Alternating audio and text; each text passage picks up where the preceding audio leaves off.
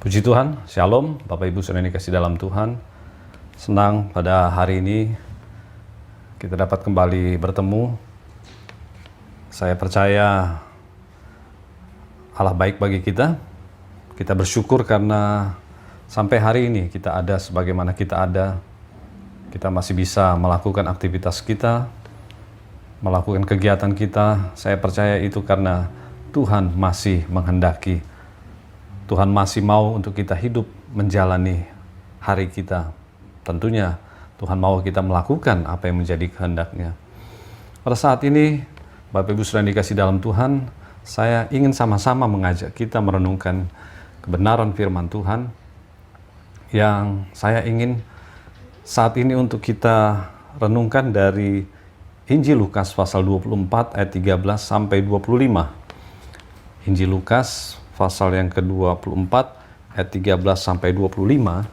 Saya akan bacakan lebih dahulu ayat firman Tuhan.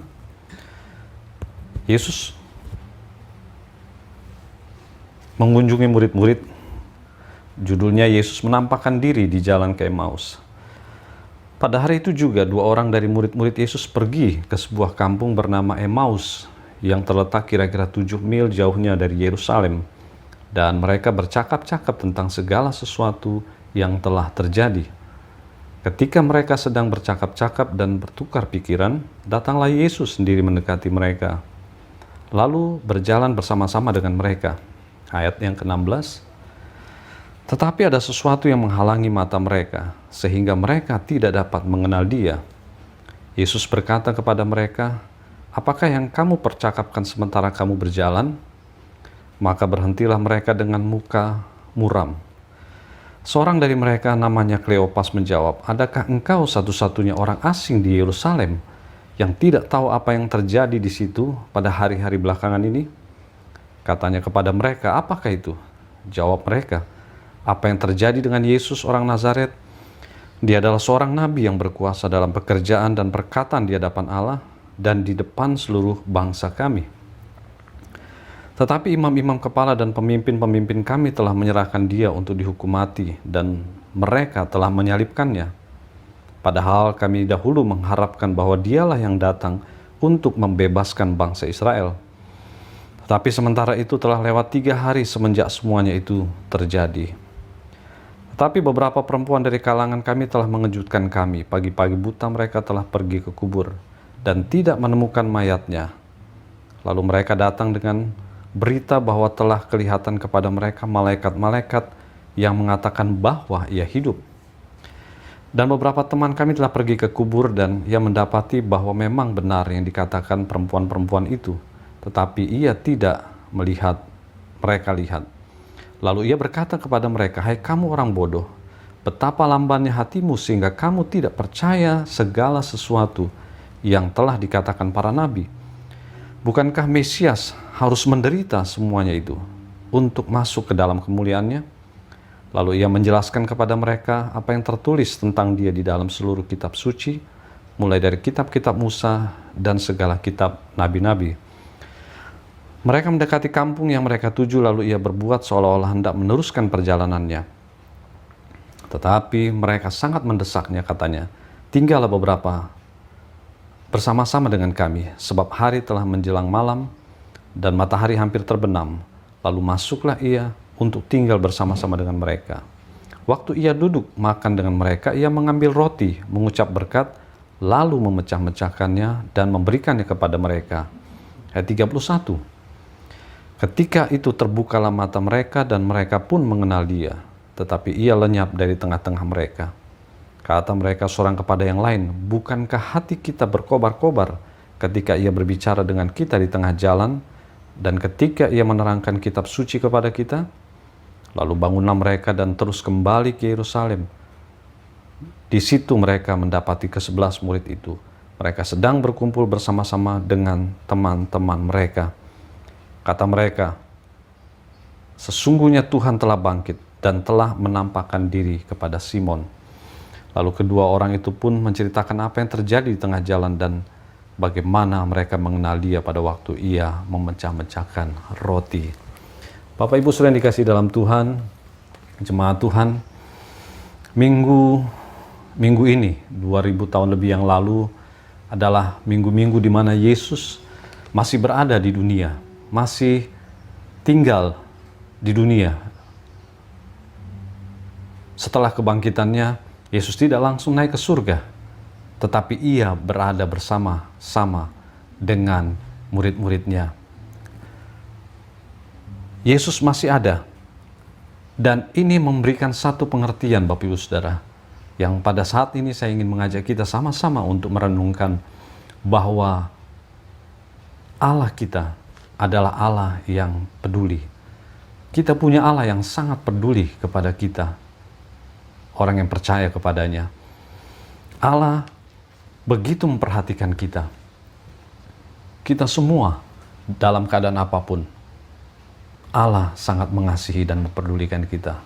Terlebih dalam situasi seperti sekarang ini, tentunya kita harus menyadari bahwa kita punya Allah yang peduli kepada kita. Ada satu hal yang saya ingin bagikan kepada kita, yang saya percaya ini bisa menjadi berkat bagi kita. Karena saya tahu bahwa situasinya pun yang kita alami saat ini, tidak sedikit kita sedang mengalami seperti yang dialami oleh murid-murid. Yesus datang untuk memberikan kekuatan, membangkitkan iman. Kepedulian Yesus, kepedulian Allah kepada umatnya.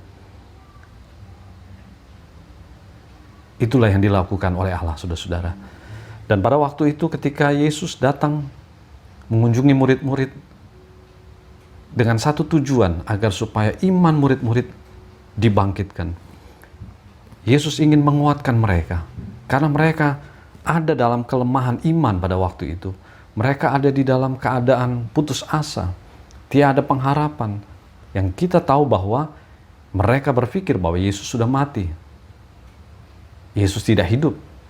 Pemimpin mereka mati. Mereka kehilangan pengharapan. Mereka kehilangan iman mereka.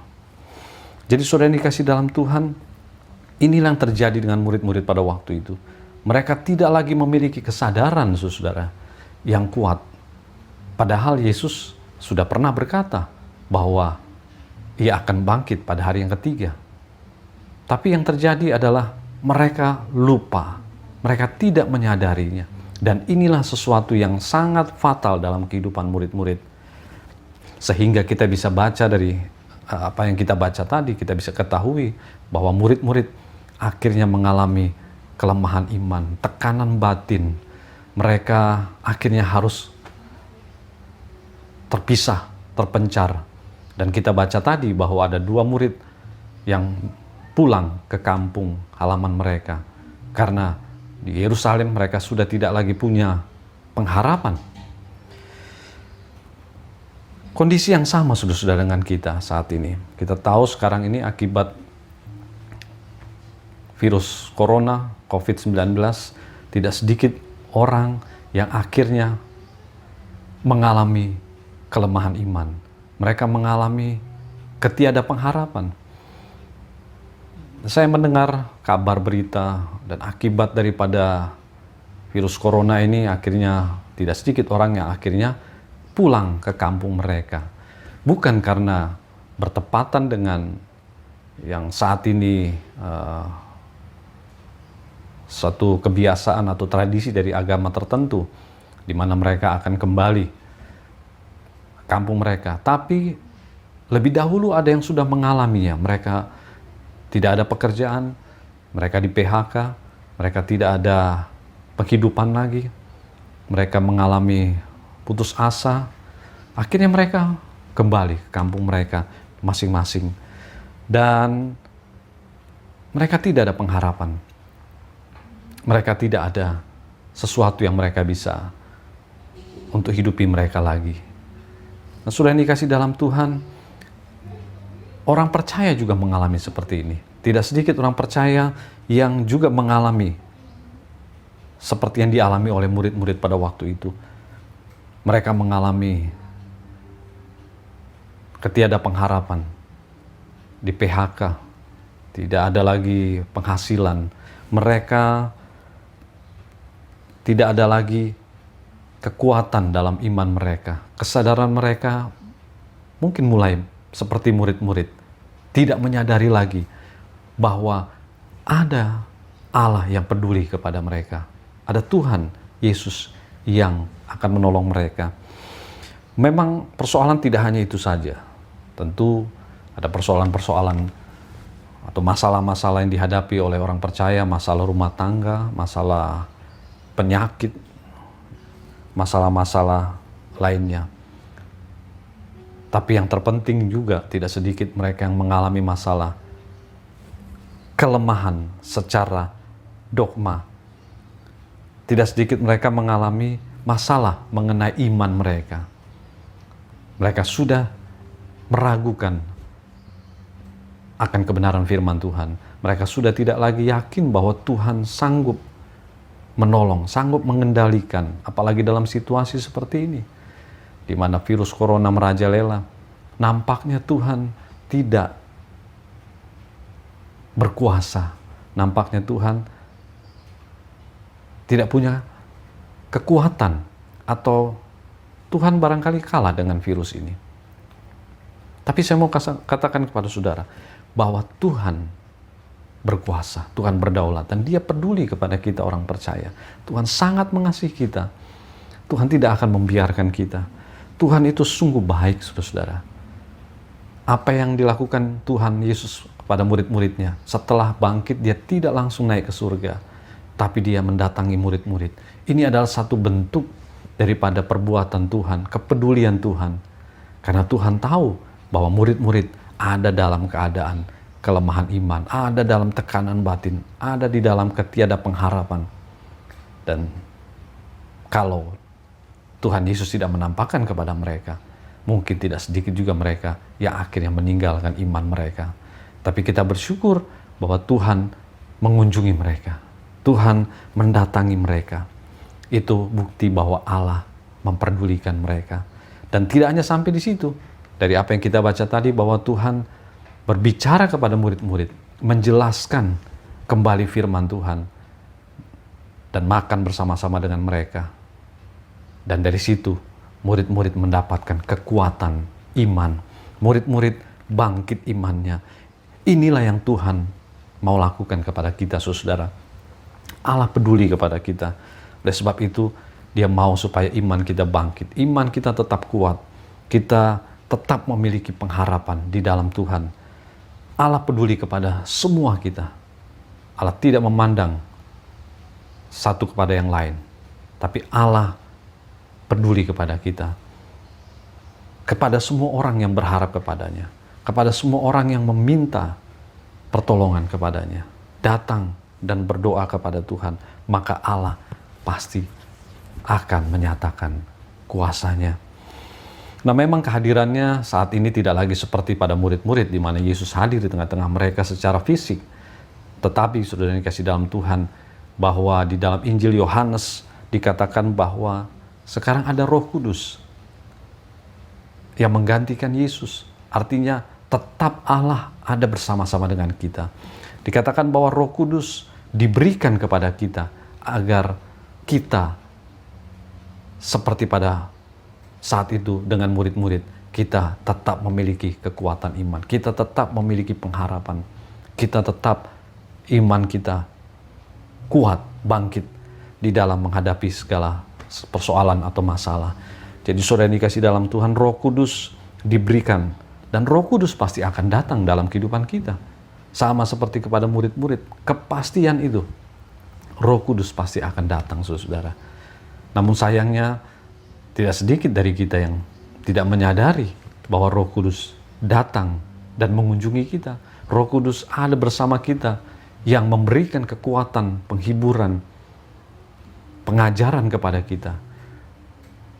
Tapi sayangnya tidak sedikit yang menyadarinya. Oleh sebab itu dalam kesempatan ini saya ingin mengingatkan kepada kita semua, kepada jemaat Tuhan, bahwa ada Roh Kudus bersama-sama dengan kita saat ini. Ada Roh Allah yang hidup, yang tinggal bersama-sama dengan kita, yang akan terus mengingatkan kita, seperti kepada murid-murid mengingatkan akan firman Tuhan, yang dengan demikian iman mereka tidak menjadi lemah, tapi mereka akan tetap kuat dan semakin kuat iman mereka.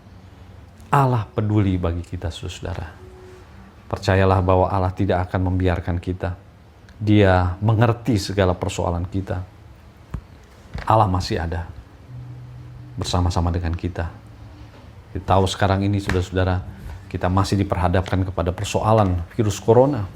Dan dampaknya tidak sedikit, atau tidak hanya mengenai penyakit, tapi juga masalah pekerjaan, usaha, penghidupan, dan sebagainya. Tapi saya mau katakan kepada kita, percayalah bahwa Tuhan peduli dengan kita. Seperti kepada murid-murid, Allah tidak membiarkan mereka. Dan akhir daripada itu, kita tahu bahwa murid-murid imannya bangkit. Mereka percaya dan tidak pernah meninggalkan Tuhan.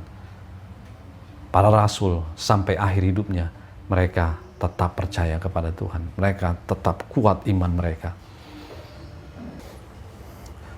Biarlah kiranya Tuhan memberkati kita semua, Bapak Ibu Saudara. Kita tetap mempercayai bahwa kita punya Allah yang peduli. Biarlah renungan firman Tuhan ini boleh menguatkan kita semua dan memberkati kita. Saya ingin mendoakan Bapak Ibu Saudara, jemaat-jemaat Tuhan, agar Tuhan akan terus menolong dan memberkati kita. Mari kita satu dalam doa. Bapa dalam surga, terima kasih buat renungan firman Tuhan yang sudah kami renungkan saat ini. Hamba berdoa kiranya Engkau memberkati seluruh jemaat-Mu yang ada di CWS Rua, biar mereka tetap kuat iman mereka. Mereka tetap memiliki pengharapan. Mereka tetap memiliki kekuatan untuk mereka menjalani hari-hari mereka. Kiranya Tuhan akan menolong untuk terus menjalani hidup mereka, dan berkat Tuhan akan nyatakan. Terima kasih Tuhan buat kebenaran firman-Mu. Dan hamba berdoa, mohon berkat-Mu atas setiap jemaat Tuhan. Di dalam nama Tuhan Yesus, hamba berdoa dan bersyukur.